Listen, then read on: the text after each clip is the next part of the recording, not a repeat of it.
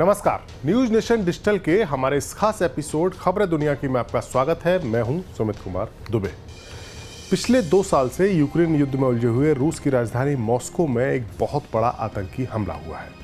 शुक्रवार को एक कॉन्सर्ट में कुछ आतंकियों ने घुसकर ताबड़तोड़ गोलियां चलाई और इस हमले में 100 से ज्यादा लोगों के मारे जाने की खबर है और कई लोग इसमें घायल हुए हैं। ऐसी जानकारी रूस से अभी तक आई है।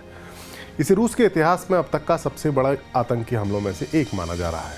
यूं तो इस हमले की जिम्मेदारी इस्लामिक आतंकी संगठन ISIS के खुरासान की विंग ने ली है, लेकिन रूस में हमले के तार यूक्रेन के साथ भी जुड़े जा रहे हैं।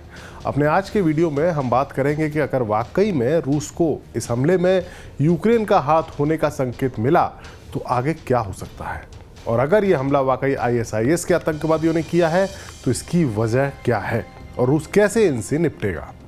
शुक्रवार को मॉस्को के बाहर क्रोकस सिटी हॉल कॉन्सर्ट में संगीत समारोह की तैयारी थी। हॉल में प्रसिद्ध रूस का जो रॉक बैंड है पिकनिक, उसकी परफॉर्मेंस होनी थी। इसे देखने के लिए भीड़ जमा हुई थी। समारोह शुरू होता उससे पहले ही 6 हथियारबंद हमलावरों ने, आतंकियों ने इमारत में एंट्री ली और भीड़ पर, जो भीड़ वहां मौजूद थी, उन पर ताबड़तोड़ गोलियां चलाना शुरू कर दिया। हमले की वजह से इस कॉन्सर्ट हॉल की इमारत में आग भी लग गई और इसकी सबसे ऊपरी मंजिल गिर भी गई। इस हमले की जांच रूस की संघीय सुरक्षा सेवा यानी FSB कर रही है। इसके चीफ पुतिन के काफ़ी खास अधिकारी हैं, बोर्टनिकोव, और उन्होंने इस हमले में 11 लोगों की गिरफ्तारी की जानकारी दी है। साथ ही उन्होंने ये भी बताया है कि हमलावर इस हमले को अंजाम देने के बाद यूक्रेन की ओर भागने की कोशिश कर रहे थे। यही नहीं, रूस के राष्ट्रपति व्लादिमीर पुतिन ने अपने देश को संबोधित करते हुए इस बात का जिक्र किया है कि हमलावर यूक्रेन की सीमा की ओर भाग रहे थे। इसके अलावा भी कुछ ऐसी लीड्स बताई जा रही हैं जो इस हमले के तार यूक्रेन से जोड़ रही हैं। हालांकि यूक्रेन ने इस हमले में किसी भी तरह की भूमिका से, अपने किसी भी तरह का हाथ होने से इनकार किया है और अमेरिका ने इस बात की तस्दीक की है कि इस हमले में यूक्रेन का कोई रोल नहीं है, लेकिन रूस इसे पूरी तरह से मानने को तैयार नहीं है। रूस के फॉर्मर प्रेसिडेंट डिमिट्री मेडवेडेव ने यूक्रेन को धमकी देते हुए कहा है कि अगर मॉस्को कॉन्सर्ट हॉल के हमले में यूक्रेन की सरकार का नाम आता है तो यूक्रेन की टॉप लीडरशिप को आतंकवादियों की तरह बेरहमी से साफ कर दिया जाएगा। यानी स्पष्ट है, अगर रूस को यह भरोसा हो गया या उसको भरोसेमंद सबूत मिल गए कि इस हमले में यूक्रेन का कोई भी कनेक्शन है, तो फिर वो इसका बदला लेने के लिए कोई भी बड़ा कदम उठा सकता है। और इस बात की भी पूरी आशंका है कि रूस यूक्रेन पर परमाणु हमला भी कर दे, क्योंकि पिछले 2 सालों में रूस अपनी पूरी ताकत लगाने के बावजूद भी यूक्रेन का 20 से 22% इलाका ही कब्जा कर सका है। बीच में इस तरह की भी खबरें आई थी कि पुतिन यूक्रेन पर न्यूक्लियर अटैक करना चाहते थे, लेकिन अमेरिका को जब इसकी खुफिया जानकारी मिली तो उन्होंने तमाम तरह के प्रयास करते हुए पुतिन को ऐसा बड़ा कदम न उठाने के लिए कन्विंस किया था। कई और बड़े वर्ल्ड लीडर्स से इस बारे में मदद भी ली गई थी, जिनमें भारत के PM नरेंद्र मोदी का नाम भी शामिल बताया गया है, जिन्होंने पुतिन को परमाणु हमला न करने के लिए कन्विंस किया। अब भी अमेरिका को यह आभास है कि अगर इस हमले के तार यूक्रेन से जोड़े गए तो पुतिन को रोकना मुश्किल होगा। इसीलिए अमेरिका का कहना है कि यह हमला ISIS ने ही किया है। वो इस बात की तस्दीक करता है और अमेरिका का तो यहाँ तक कहना है कि उसने दुश्मन मुल्क होने के बावजूद रूस को इस हमले से पहले ही आगाह कर दिया था और इसकी आशंका को लेकर उसे खुफिया इनपुट मुहैया करा दिया था। अमेरिकी खुफिया एजेंसी के एक अधिकारी ने एक न्यूज एजेंसी एसोसिएटेड प्रेस यानी AP से बात की और इसकी रिपोर्ट के मुताबिक ये जानकारी उन्हें मिली थी कि अफगानिस्तान में इस ग्रुप की एक ब्रांच मॉस्को में हमला करने की योजना बना रही है। ये जानकारी उन्होंने रूस के अधिकारियों के साथ शेयर भी की थी। अमेरिका का कहना है कि ISIS के रूस के राष्ट्रपति व्लादिमीर पुतिन का ये संगठन विरोध करता है और पिछले कई सालों से ऐसा देखा गया है, इस बात को नोटिस किया गया है कि ये संगठन अपने जो प्रोपेगेंडा है उसमें पुतिन को क्रिटिसाइज करता है। अब सवाल यह है कि ISIS आखिर पुतिन को अपना दुश्मन क्यों मानता है।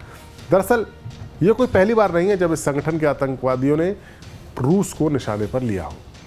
रूस ने हाल ही में, रूस में जो बड़े आतंकी हमले हुए हैं या जो वारदात हुई हैं, उसमें इस्लामिक स्टेट यानी ISIS के जो स्थानीय आतंकी संगठन है इस्लामिक स्टेट खोरासान प्रोविंस, वो इसमें शामिल रहा है और मेनली अफगानिस्तान में इसकी शाखा है। अफगानिस्तान से ये लोग ऑपरेट करते हैं। ISIS का जो खुरासान प्रोविंस वाली शाखा है वो। साल 2021 में जब अमेरिका अफगानिस्तान को छोड़ गया था तो उसके बाद से इस गुट की एक्टिविटी काफ़ी बढ़ गई थी और रूस इसके निशाने पर बना है। 2015 में दरअसल पाकिस्तान और उज्बेकिस्तान के जो आतंकवादी समूह थे कई सारे, उन सदस्यों ने इस ISIS खुरासान को बनाया था। मध्य एशिया, मिडिल एशिया और रूस में ये आतंकवादी गुट सक्रिय हैं। इस गुट ने पिछले कुछ सालों में रूस में अस्थिर काकेशस जो इलाका है और उसके अलावा बाकी जो रीजन है वहाँ पर कई हमलों का जो हमले हुए हैं उनको अंजाम देने का दावा किया है। इनमें रूस और फॉर्मर जो सोवियत संघ के बाकी हिस्से हैं, जो बाकी जो कंट्री जो सोवियत संघ का पार्ट थे, वहाँ से इनके लड़ाकों की भर्ती की जाती है। अक्टूबर 2015 में ISIS ने बम लगाकर इजिप्ट के सिनाई प्रायद्वीप के ऊपर एक रूसी यात्री विमान को गिरा दिया था। विमान में सवार लोगों में से अधिकांश रूस के नागरिक थे जो मिस्र में यानी इजिप्ट में छुट्टियां मनाकर लौट रहे थे। इस हमले में विमान में सवार सभी 224 लोगों की मौत हो गई थी। इसके बाद सेंट पीटर्सबर्ग जो कि रूस का एक बड़ा शहर है, वहाँ की मेट्रो में साल 2017 में बम विस्फोट किया गया था जिसमें ISIS शामिल था। इस हमले में 15 लोग मारे गए थे और 45 लोग इसमें घायल हुए थे। दरअसल रूस के खिलाफ ISIS के इन हमलों के पीछे की एक बड़ी वजह सीरिया में रूस का इन्वॉल्वमेंट है। सीरिया में रूस का मिलिट्री दखल है। पुतिन ने साल 2015 में जो सीरिया में जो सिविल वॉर चल रही थी उसमें दखल दिया, हस्तक्षेप किया और विपक्ष के और इस्लामिक स्टेट के खिलाफ ये लोग जो लड़ रहे थे उस वक्त सीरिया के प्रेसिडेंट बशर अल असद के खिलाफ, उसमें उन्होंने बशर अल असद का साथ दिया था। रूस की जो फौज गई थी वो बशर अल असद के बिहाफ पर इन लोगों से वो उसने युद्ध किया और अभी तक युद्ध कर भी रही है। ऐसा करके पुतिन ने सीरिया की सिविल वॉर का पूरा रुख ही बदल दिया था और ISIS की कमर टूट गई थी। इसके बाद से ही ये आतंकवादी संगठन रूस को अपना दुश्मन मानता है। अब देखना होगा कि इस हमले के बाद रूस की जांच में शक की सुई कहां जाकर टिकती है, यूक्रेन के ऊपर या ISIS के ऊपर। लेकिन एक बात तय है, पुतिन इस हमले का बदला जरूर लेंगे और वो हमला भी काफ़ी भयंकर होगा। हमारा ये वीडियो आपको कैसा लगा? अपनी राय हमें कमेंट बॉक्स में जाकर ज़रूर दें। देश और दुनिया से जुड़ी बाकी खबरों के लिए देखते रहिए न्यूज़ नेशन डिजिटल। नमस्कार।